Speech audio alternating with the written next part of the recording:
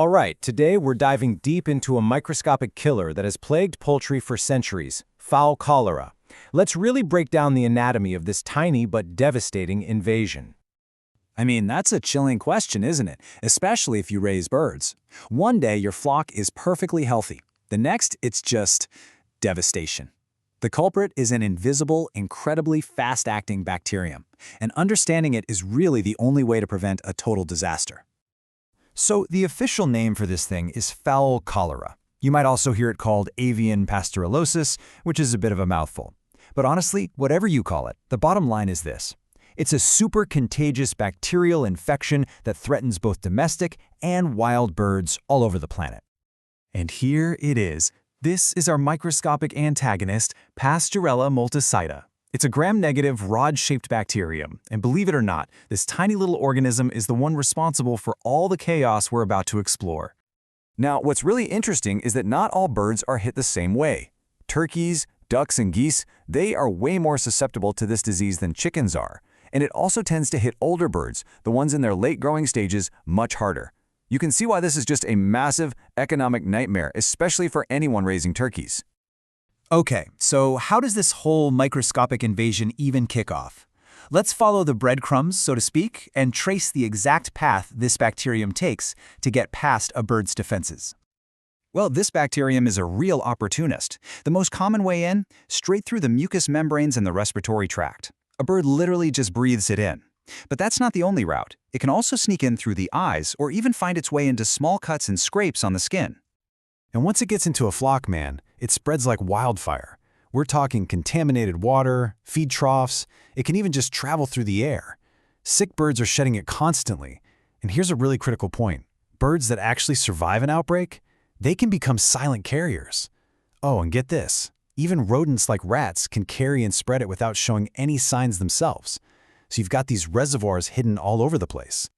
So you have to ask, what makes this bacterium so darn effective? Well, a huge part of its virulence, its power to cause disease, comes down to this protective outer layer called the capsule. You can think of it as the bacterium's own personal body armor. It's what helps it evade the host's immune system.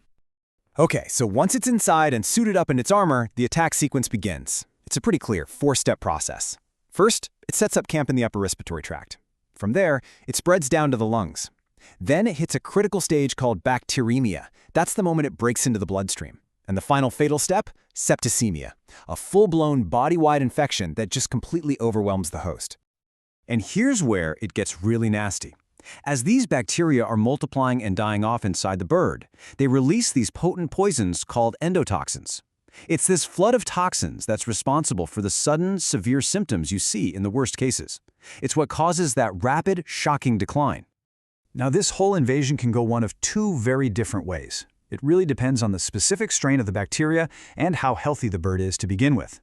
It can lead to a shockingly swift end, or it can turn into a long, drawn-out battle. First up, you've got what's called the peracute or acute form. And this one is just unbelievably fast. Often, birds are just found dead in what looks like good condition, with absolutely no warning signs. But if a bird somehow survives that initial onslaught, or if it's infected by a less aggressive strain, the disease can become chronic. That's when the infection digs in and localizes in specific parts of the body. On the rare chance you actually see signs before a bird dies from the acute form, they are severe and unmistakable. We're talking extreme depression, a bluish tint to the comb and skin, which is called cyanosis, mucus discharge from the mouth, and a really foul-smelling diarrhea. But again, this all happens so fast that most of the time, these signs are missed entirely. The chronic form, on the other hand, looks completely different. Here, the signs are much more persistent and localized. You might see things like swollen wattles, lameness from painfully inflamed joints, eye infections, difficulty breathing, and sometimes even a twisted neck or torticollis. That happens if the infection gets all the way into the middle ear or cranial bones. To really truly understand the destructive power of fowl cholera, you have to look inside. A post-mortem examination is where the internal damage is revealed and where you find the final, definitive clues. So in birds that die from that super-fast acute form, the evidence is systemic. The entire carcass is congested with blood. You'll see these tiny, pinpoint hemorrhages everywhere, and the liver is often covered in little spots of dead tissue. In laying hens, you can even find free yolk just floating in the body cavity, which tells you what a massive, catastrophic system failure it was. Chronic cases, though, tell the story of a long-term fight. The evidence points to these localized battles. You'll find a cheesy-looking arthritis in the hock and foot joints, swollen wattles filled with a similar cheesy substance, and walled-off pockets of dead tissue in the lungs left over from bouts of pneumonia. But the smoking gun, the final, undeniable proof, is only visible under a microscope. When you take a smear from the liver of an acute case and stain it, Pasteurella multocida reveals its signature, a unique bipolar appearance where the ends of the rod-shaped bacteria stain darker than the middle.